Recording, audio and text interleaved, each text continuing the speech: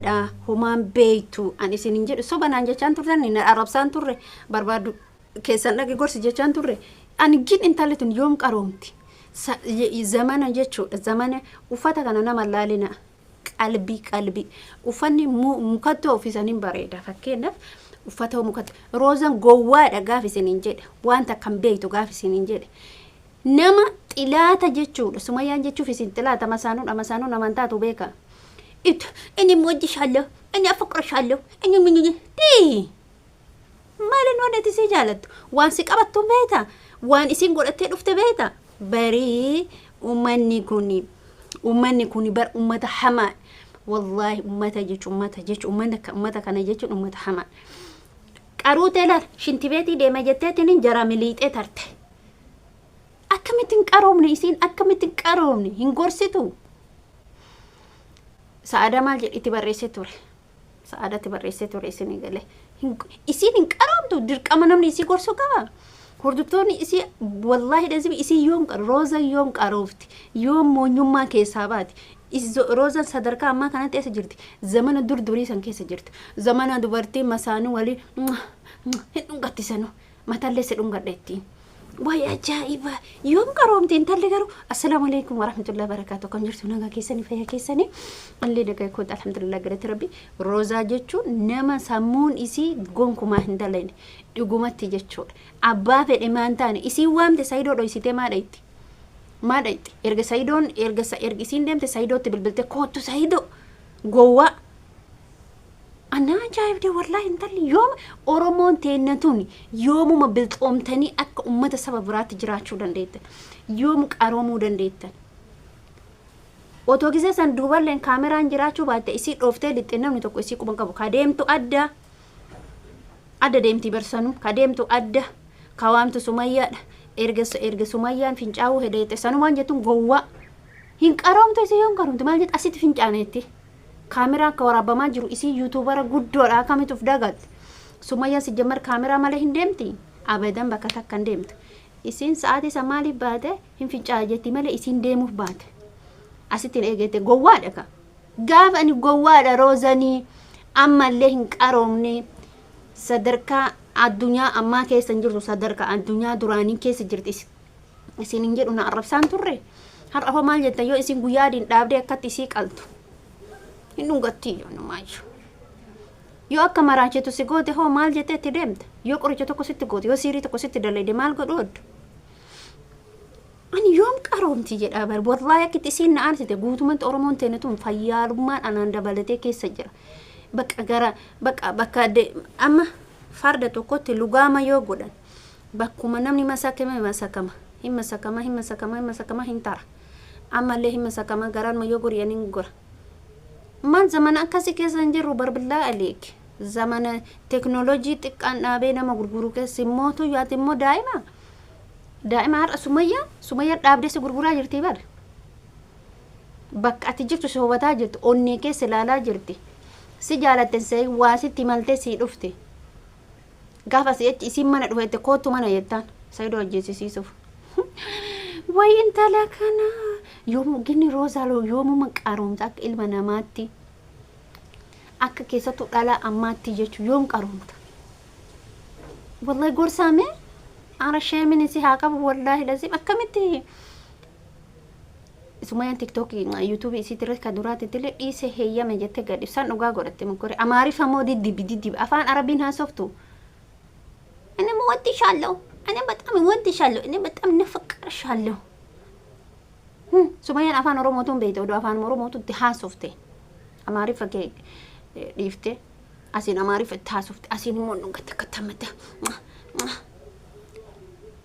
akka isin si qalaa jirtuun argitu achitti fincaan si biraadha asitti fincaan jettaan gana ammallee moonyummaan si keessaan baane sadarkaa ammaa kana amma yeroo ammaa kana bari yakka Itoophiyaa keessattuu isishini jettee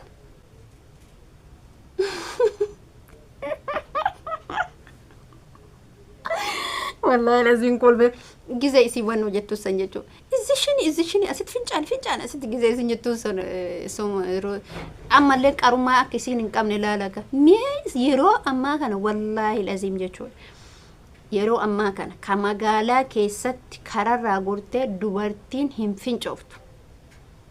Mootummaan akka adabuun beektu sanuun paarkii iddoon isii teente sun paarkii wayiitii na fakkaata bakka kinoo wannaa wayiitiitti waamte. Adaamaa guutuu keessa beekti Sumayyaan. As naannoo keenya kana paarkii daawwannaatu jira. As naannoo keenya kanatti daawwachuu yaamuu dandeetti. Asiin bakka feetetti si Adaamaa guutuu dhuunfatte jechuudha Sumayyaan. Bakki bashannana hunda guutuu dhuunfatte. Gowwittiin immoo asitti fincaaneetti. Dubartii biyya Arabaa taatee sanuu keessattuu dubartii biyya Arabaa taatee galte taatee sanuu dhalaa isaanii kana taatee teettee fuuldura sibiratti fincoofti. Bishaan malee sanuu Roozaati yaa Habibti yoomuma qaroomtaa qarummaa kana doofummaa kana of keessaa harcaasii gatii fayyaalummaa dhiisii qaroomisiin jecha jira jedhaanii mee isin aboo. Ana waa viidiyoo kee dhageeffattanii miti jedhaanii isii dhiisaa sunuu jechuun taa wajjin galtu sa'aadan jechuun barreeffama kiyya laaltee callifte isin qalti isii miti jedhee maal jedhan isin fakkaata. Sumayyaan isin Roozaadhaa rafteen bultu. Sumayyaa Roozaadhaa rafteen bultu bakka deemtu bakka teetu hundatti Roozaan eessa akka ooltu eessa akka bultu Roozaan maalirra akka jirtu hunda quba qabdi jedhe. Barreessif akka waan rabbiin na beeksise wallahi hin beeka waan jirri yaadan. Ummanni kun jechuudha isin galle malee isin tun beekne malee ummanni kun waan biraa dhiisa jaarsi jaartii ofii mala itti maluuf ta'a bakka jechuudha. Bakka adda isaan bilxummaan isaanii adda dhaabanis gurraan akkatti si godhani. Roozaan immoo gowwaa macarrashaadha. Akkuma amma ilmoon isin dhaltullee akkasuma gara laafuun kun haaf gara hillaafin zamanni gara laafanii miti zamana qaroomanii zamana namni dhaabee nama gurguru.